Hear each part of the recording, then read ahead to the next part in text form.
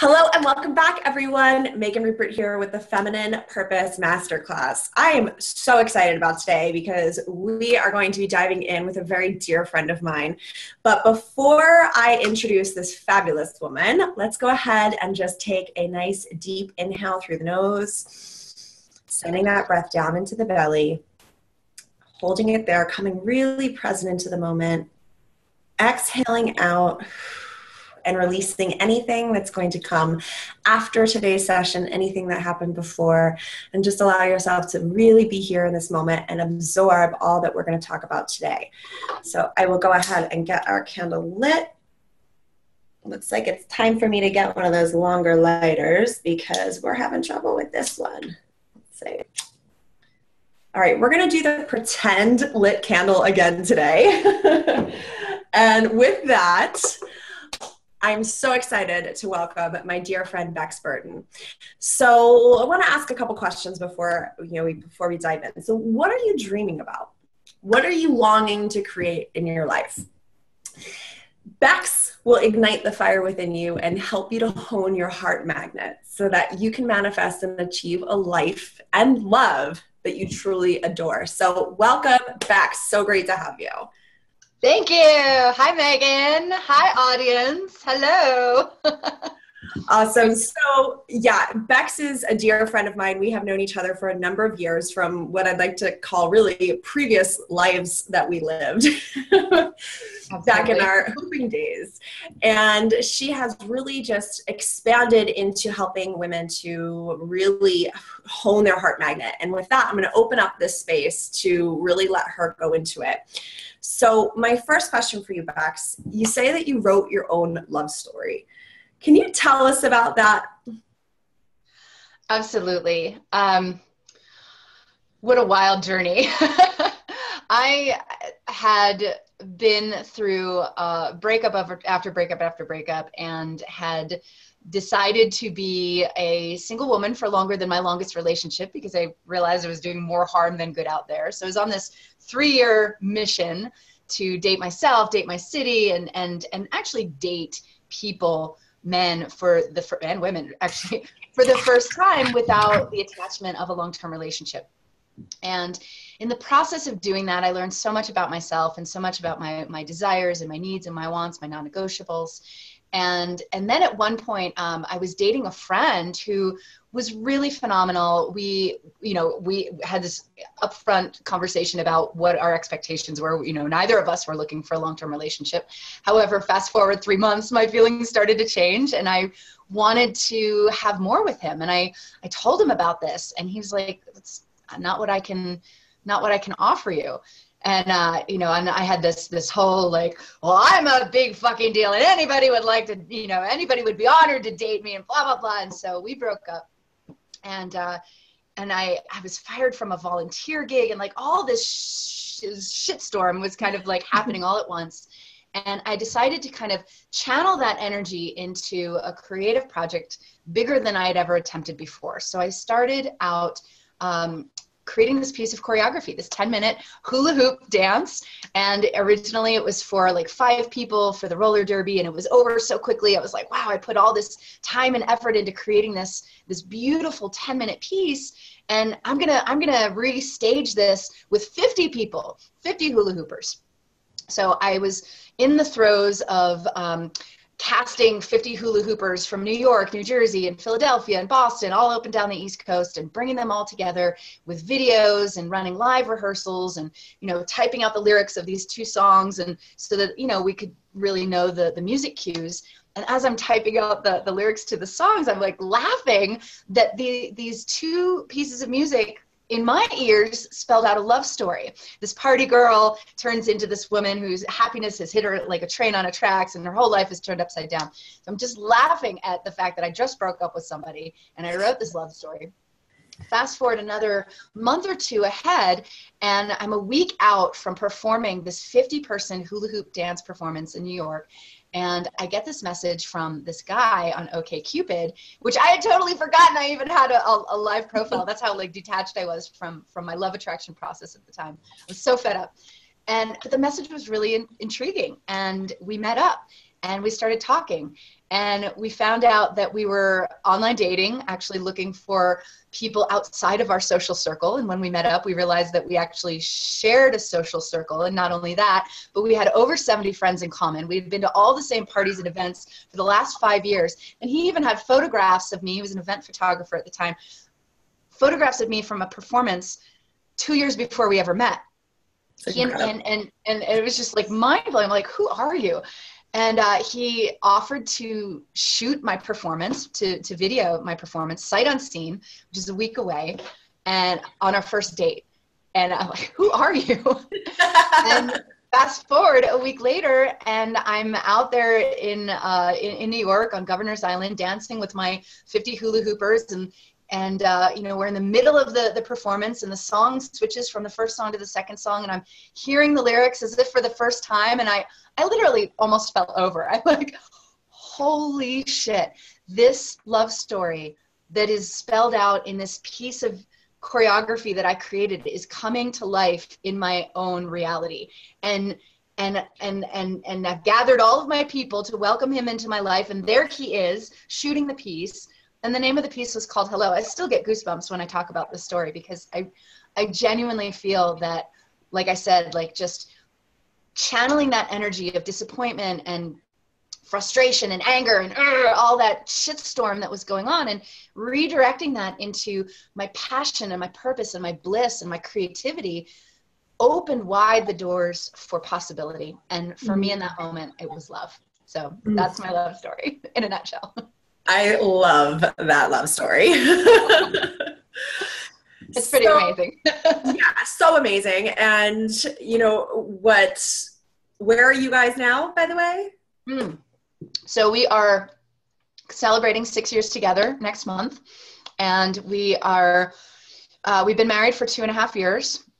And the magic just keeps on unfolding. Like we have so much that has unfolded in our life that, is like that head shaking, eye blinking, jaw dropping experience that I call too wild to be coincidence, serendipity, magic, God winks, whatever you like to call it. But I mean, I truly believe that because we stay open and we stay connected to ourselves and our intuition and our still small voice, and that we're so blessed to have all of this incredible magic cross our paths, from the car that we own, to the home that we live in, to the cat that we adopted last year. I mean, it's like just miracle upon miracle upon miracle that we share in our lives. I love that.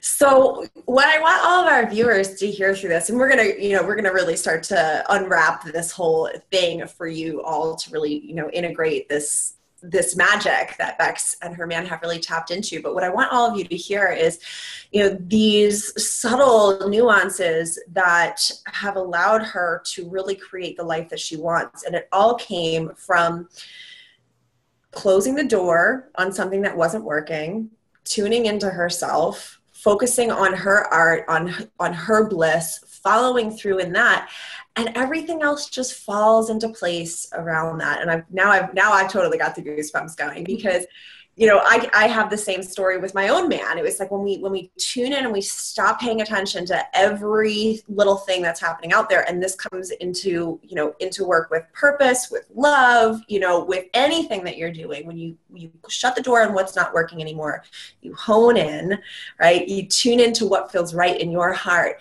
is where you start to really create what it is that you are meant to create in the world. And we don't always know what that's going to be, right? It's like then these magical people just appear in our lives, and we're like, who are you? What is this for? What is going on here? And that's where we know we are on purpose. We are in the flow. So with that, I'd love if you could share with us, what is your heart magnet? Yes. I believe that a heart magnet is one of the things that attracts is one of the things that attracts greatness into our life. And the theory behind it is, we have the electromagnetic field of the brain. We also have electromagnetic field of the heart. I'm sorry, I'm totally just in shock right now because it's hailing where I am right now. I just got back from a run and it was 70 degrees and sunny and now it's hailing. Gotta love Colorado. I know, it's wild, just absolutely wild. So, but your heart magnet, yeah. So, you know, our brain has energy and we give off this energy from our brain, but we also have this magnetic field of the heart. And that magnetic field of the heart produces waves that are detectable by other human beings. And studies show that this is even detectable by animals. You know, if you've ever worked with horses are very sensitive and they can feel the vibration of human beings. So when we are in high vibration emotion, like joy, love, abundance, gratitude, the waves that the electromagnetic field of the heart actually produce are beautiful. They're melodic, they're organized, they're what's the word I'm looking for? But they're simple and soothing.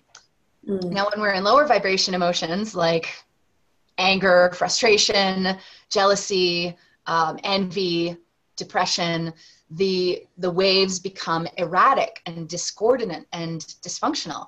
And you know, and we've had these experiences. We may not have been able to pin it down on like exactly what that's caused by, but like, you know, you've been in a conversation with somebody and the two of you are just like jiving and like you're just getting deeper and deeper into the conversation and the energy is really high vibration and you're like, wow, you're my kindred, you're my soul sister, like I know you. And then like somebody else walks up and like wants to join the conversation and maybe they're in like a lower vibration emotion and like there's a shift in the field and maybe you've even heard those words before, but like it's like, whoa, like, you know, it's like, and it's palpable, like you feel that. Yeah. And so the heart magnet, I believe, is not only that radiant wave, but it's also magnetic. So whatever we're putting out there, and it's, you know, basic law of attraction, whatever we're putting out there, whatever we're radiating is we're setting up to attract back to us. And the frequency, the vibration of the waves that we're putting out, it sets the tone for what we receive back in. Mm-hmm. And so how can we really like turn up the volume on that and use our heart magnets to really create what we desire in our lives? That is such a great question because, I mean, the simple answer would be to cultivate high vibration for the majority of your experience. Now, at the same time, like we're human and we experience emotion and we're perfect and imperfect at the same time. We feel envy, we feel negativity, we feel, you know, so it's not like we're trying to, you know, shove those emotions under the carpet, but to answer your question, to really turn up the volume and make the most use out of our heart magnet, I think the first step is really stepping into and adopting emotional mastery. And for some people, that's a course of study, that's training, that's learning, that's a growth process because we don't always know what to do with those emotions. Mm-hmm. And it's, you know, I think bottom line, and I think that this kind of gets lost with law of attraction and some other studies, is that it's so important for us to feel those emotions. You know, like when I was talking about writing my own love story, like I didn't, you know, like I had that breakup and I got fired from that volunteer gig. Like who gets fired from a volunteer gig? So I was like naturally pissed off and like upset and angry and like breaking shit, like literally.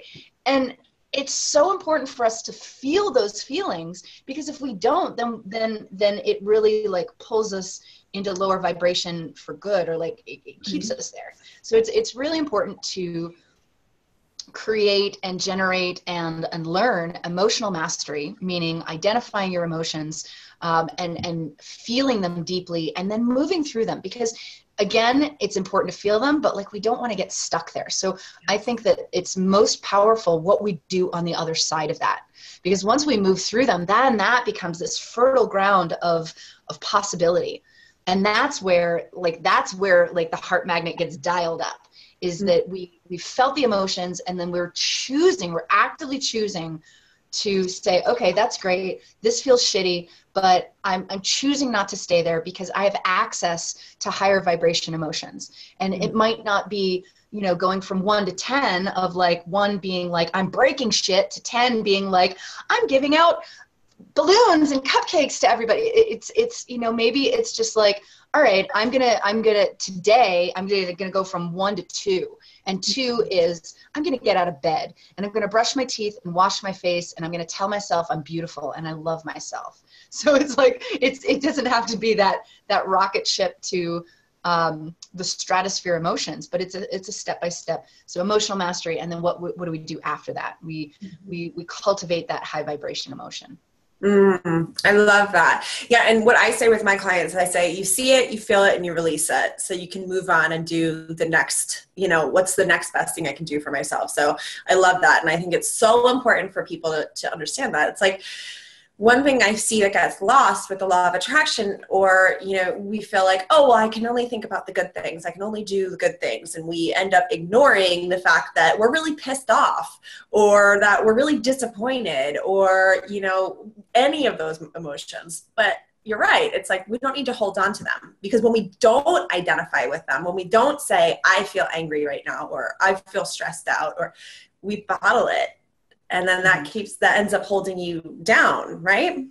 And not only that, we're not living in authenticity. And this is something that, you know, I've learned through therapy and coaching and emotional intelligence training, that, you know, especially for women, you know, women of a certain age, what's been handed down to us, what's been taught to us has not been this mastery, this ownership, this identification with ourself, with our truth, with our emotions. And it's, you know, like what's been handed down to us has been like shoving it under the rug or pacifying it in some way.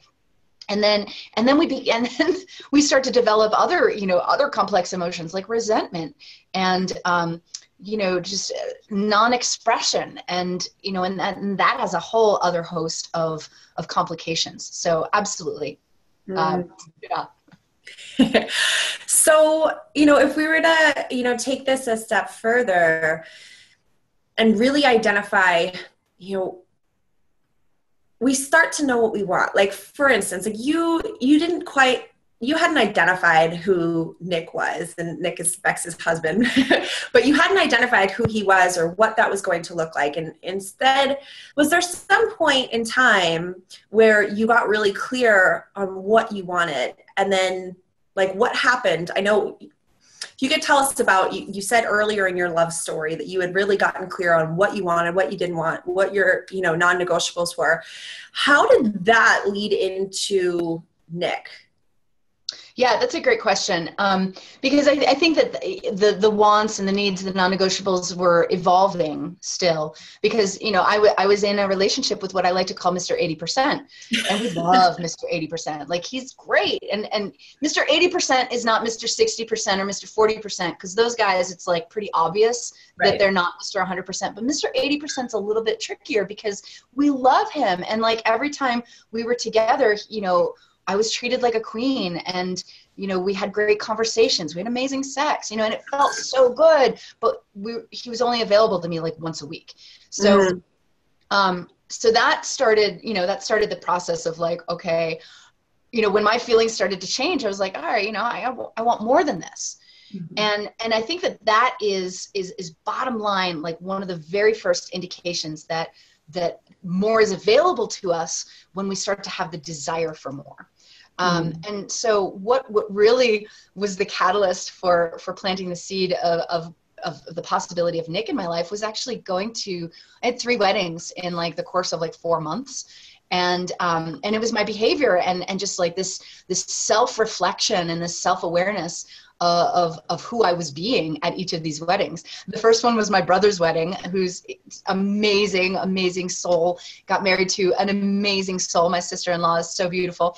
And there I am, like I had asked Mr. 80% to be my date, and he declined the invitation. And I'm thinking, okay, well, it's a lot to ask for somebody to like go across the country to a wedding when like we've only been dating for 3 months, and, you know, which is bullshit because, you know, but I didn't really get that until later. But so I'm at this wedding and I'm like, well, where are all the cute single guys to flirt with? Like, who has a freaking wedding without inviting cute single men? And, you know, all of my story. And then, And then fast forward, I think it was another 2 or 3 months before I went to the next wedding, which was in, March, April. Yeah, it was in Mexico. And it was like this big, like Burning Man community wedding. And it was amazing, like 150 people. And it was at that wedding that I started to recognize, like, well, there was another guy that I was trying to flirt with and he wasn't having it. So I was, looking around where all the cute single men, and then just recognizing, wow, the couple that's getting married is so badass, like both of them in their individuality and then together. And I'm like, holy wow, like that is just like the most amazing power couple that I've ever. And then I started to notice all around me at that wedding just how many of those couples I was surrounded by. And then starting to kind of cultivate inside of me this recognition that, yeah, I'm a big fucking deal too. I'm a badass. Like there's nothing, like what's getting in the way of me having that kind of relationship? And then so fast forward 1 more month and I had this third wedding, and I recognized myself falling into the pattern of like, well, where are the cute single men to flirt with? And, and of course they weren't there. So I just decided, I was like, you know what? I'm absolutely surrounded by love. The couple that's getting married, again, another one of those incredibly connected, divinely magical couples. And I'm surrounded by the same kind of deeply connected people. And I'm like, wow, there's just so much love all around me. And, and again, this feeling of like, well, you're badass, you're badass, you're badass. We've performed together. We've done projects together. Like you see my greatness. I see your, and like just this recognition of how freaking great that I am. And that, yes, I deserve, and it's possible for me to have that kind of relationship as well. And the funny thing is, and I just add this as a caveat to that story, is that, that was April. Nick and I met we started talking in May. We met in June, and we found out that third wedding that I went to, that couple, he's friends with them as well. He was actually supposed to be at that wedding shooting their wedding, but he got called out on a different gig. So here I am looking for the cute single men, and he was supposed to be there. So right. Yeah. I love that. So, just to kind of bring that back through to purpose. So I love this because, Bex, you introduced this concept of a big fucking deal to me, I think back in probably like 2012. And it's so important. And I want everybody to really hear this because I know you're kind of glazing over it because, it's just so part of who you are. But I remember when you first told me this story way back when, sitting at your, at your kitchen table, it was like, each and every one of us is a big fucking deal.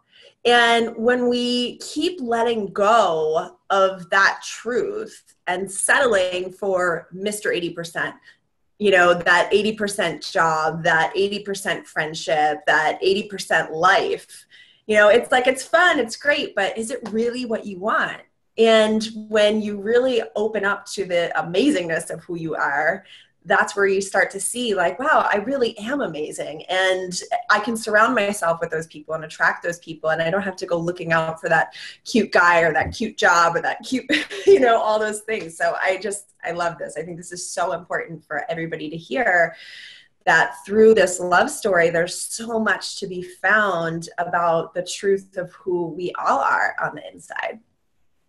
So what are some tools that we can use in order to really connect into that heart magnet and stay connected to that? That's a great question. Heart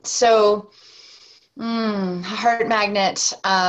Well, there's several aspects of it, right? There's the radiating and the attracting, and I think that it's also the way that the heart speaks to us.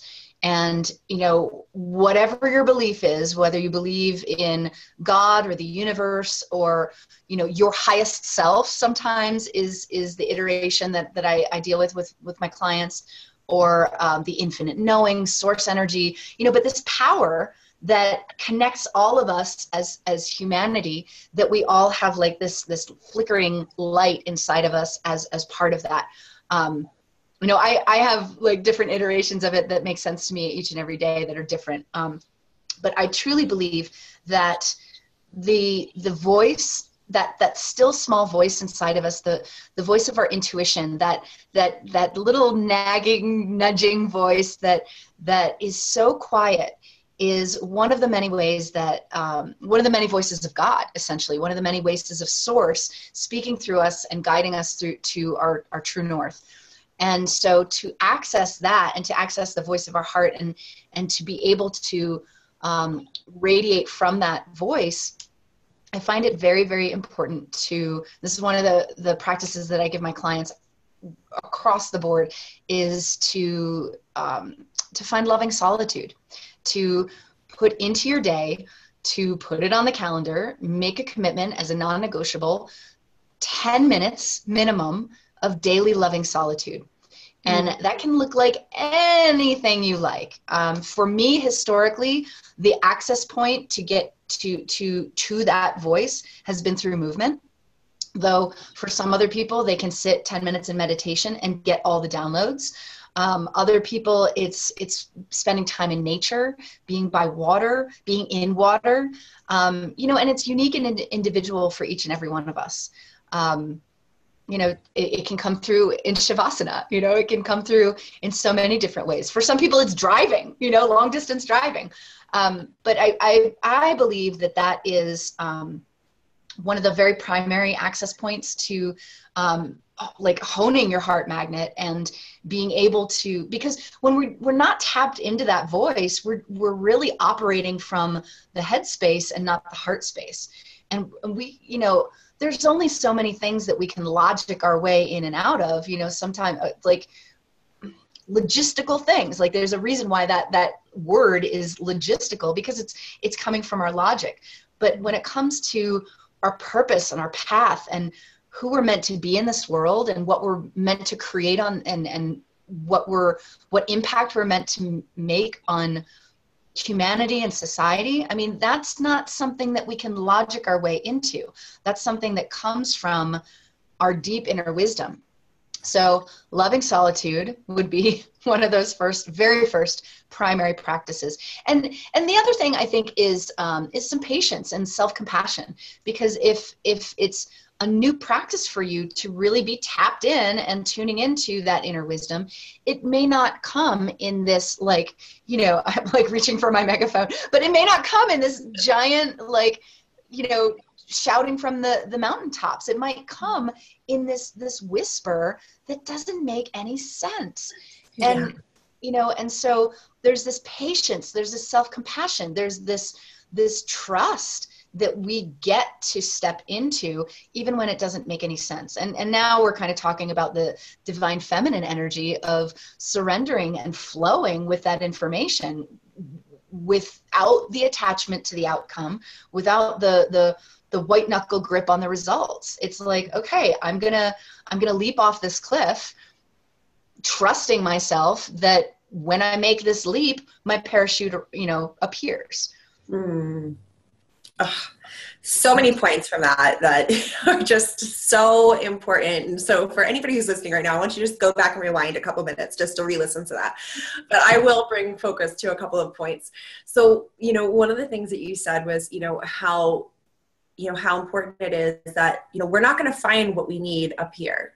And if you catch yourself, for everybody who's watching or listening right now, if you're catching yourself being like, well, what's my purpose? What's my purpose? What's my purpose? Or where's my man? Where's my man? What am I supposed to be doing? It's like, that's not going to answer your question, because you're stuck up here. It's when you drop in and really come from your heart, like, just like Bex, like my way of dropping in is getting inside of a hula hoop or putting on some music and dancing. Like, moving my body helps me to really tap into that. And I've actually had some of my greatest breakthroughs in my life from dance. And it's so important that we remember that we cannot think it through. Like, I mean, like, there's thinking that needs to happen. But when it comes to really tuning into those, like, really powerful bits and pieces that are going to help just steer our lives into the direction that we want, it's dropping into the heart. Yeah. And I love that last bit that you said. It's, we want to surrender to what it is that we want to see. So just like you made that list of what you want, what you didn't want, what was non-negotiable, and then you let it go.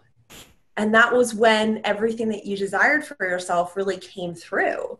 So, for everybody out there, see it, feel it, release it. And that's where you're going to start to tap into it. Such power here, Bex. Yeah. And just another note on the logic piece is that like our brain is wired to, like, we don't have like the forethought. How can I put this? Our experience is limited up to what we've experienced thus far. Like our cognition is like a memory bank of the path that we've walked. But everything that lies ahead accesses a completely different part of our brain. And so when we're talking about moving forward, it's this combination of the imagination and the heart space. So it's like, yeah, I mean, bottom line, we can't logic our way into it. Like it's exhaustive, and that's not where it comes from. So just as Megan was saying, like if you find yourself sitting and like thinking and like turning your wheels on it, like you're going to end up more disappointed because you're only drawing from what you've experienced thus far instead of like what's possible or what your heart magnet intuitively knows. Yeah. So important for everybody to hear. And thank you. I mean, that helped me to really understand it in a whole new way too. So I really appreciate that, Bex. God, this has been so much fun, and we could totally go on for hours and hours and hours. So we'll have to do more. But for everybody out there, I know your time is limited. So real quick, if you could just drop in on maybe one or two common errors that you find your clients and people around you are hitting when they are trying to manifest what they want. Yeah, absolutely. That's such a great question because there's a lot of tripping points. And one of them is being like stuck in their head and stuck in their story. And what I mean by that is, like I was just saying, is that, our cognition has this capacity to hold what we've experienced thus far. And so we have this very human habit of projecting forward into the future based on what we've experienced thus far. So, based on my results up until this point, I can imagine that moving forward, this is going to be what shows up in my life, which is bullshit because, and what I've learned from my coaches and my teachers is that our history does not dictate our destiny. And that we have so much more power over the future progression of our life than we admit to or than we recognize because because those past experiences are so visceral, especially when they've generated low vibration emotions, complex emotions, disappointment, fear, betrayal, and so we start to develop this relationship with change, with uncertainty, with there's another unword that I'm looking for, but we're trying to hold on to what's working, or we're trying to hold on to like this present moment because it feels comfortable, it feels safe, but the thing is that like, and we all know this, that the only constant that we have in life is that things are always changing. And so one of the other big pitfalls that I see is this white knuckle grip on staying put or staying safe or not experiencing change. I was speaking with a woman yesterday and I was like, well, what's holding you back from having the life that you truly desire? And she's like, well, I don't like change. I find it traumatizing. And I'm like ready to flip the table and walk out. I'm like, oh my God. But like, I have so much compassion for that because I know what that's like. I mean, that's my family, and so I understand that sentiment. At the same time, we get to, if we want our desires and if we want something different in our future that is different than our history, we get to shift our relationship with change. We get to shift uncertainty, like our relationship with uncertainty, into adventure and excitement. It's, what is it, like excitement and anxiousness are the same kind, the two sides of the same coin. So Yeah, I think, let's see if we could bottom line it. Um, coming from our heart, having, really amplifying our self-trust and shifting our relationship with change and believing that, oh God, and this is one other thing that is kind of piggybacks on this idea of shifting our relationship with change is shifting our relationship with failure. I think a lot of times, and this is why we've got that fear of trying again. I spoke with a woman who, like, what's holding her back and finding the relationship of her dreams is she got married. She was married to a man for 4 years, and they initially had conversations about having a family, and then 4 years later he said, I don't want to have children. And she's so fearful of making the wrong decision again. Mm-hmm. And it's like, well, was that really the wrong decision? Or are you a better person now than had you not had that experience? So I think that there's so many of us out there that have this, like, I fucked up, I failed, shit blew up in my face, or like I crashed and burned, and it's like, well, okay, you can have that attitude about it, or you can see that failure is actually a stepping stone towards your ultimate desire. Ding, so it's ding, ding, ding. Yeah, ding, ding, ding, right? Spirit fingers. So much of it, and then I just kind of keep driving it back to our mindset. So much of what is possible in our life comes back to our mindset and our perception of our experience thus far. I think it's our, I've heard Shanda Sumter say this, I've heard other coaches say that our mindset is the number one thing that holds you back in life. Yeah. And if that were the case, if we knew that and embraced that fully, like, how freaking powerful could we be? Now, it's not easy, but it's basic, right? Right. To just recognize the thought and say, I refuse that thought. I'm choosing this thought, and honestly, on a daily basis, on a minute by minute basis, that's what it is. It's refusing or rejecting the old paradigm and adopting the new paradigm, adopting the new story.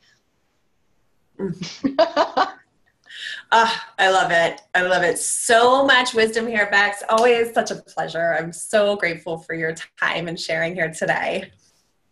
Me too, Megan. Thank you so much for inviting me to spend time with you and your audience. I love talking about all of this. And if you can't tell, it fires me up. And it's just been such a pleasure. Hell yeah. Awesome. All right. So I know you also have a free gift to offer to everybody who's listening or watching today. So if you could go ahead and share on that, that would be great. I do. My free gift is a super fun and inspiring ebook that's called Too Wild to Be Coincidence. And it's a collection of extraordinary love stories. This is a project that I've been really passionate about and really desiring to create for a long, long time. Obviously inspired by my love story. And when I cast the net wide out to my community, I just found like hundreds of people who have similar magical love stories. So I gathered the top love stories from that experiment and gathered and put them into an ebook. And so it's a collection of stories to inspire you, not only about love and what's possible in your love life, but what's possible in your life in general, and just, giving you tangible examples of the magic of the universe and the way that life can flow through you when you become into alignment. Amazing. Amazing. All right. Well, thank you so much for sharing with us today and for that awesome gift. So for anybody who wants to gain access to that, you can get that at the link that's in the same place that you viewed this training today. So for everybody out there listening, I hope that this has been really helpful for you. Bex, thank you so much for taking time out of your day to share with us. Yay. Awesome. All right, everybody. So with that, let's go ahead and close our eyes. Take a nice deep inhale through the nose, breathing down into the belly, holding it there for a moment, and just allowing the wisdom from today to just integrate. Exhaling out and releasing any fear, any resistance, to allowing this to fully set in on a mind, body, and spirit level. With that, I will blow out our not burning candle for today. And with that, we are complete for the day. So everybody have a beautiful and blessed day. Ciao.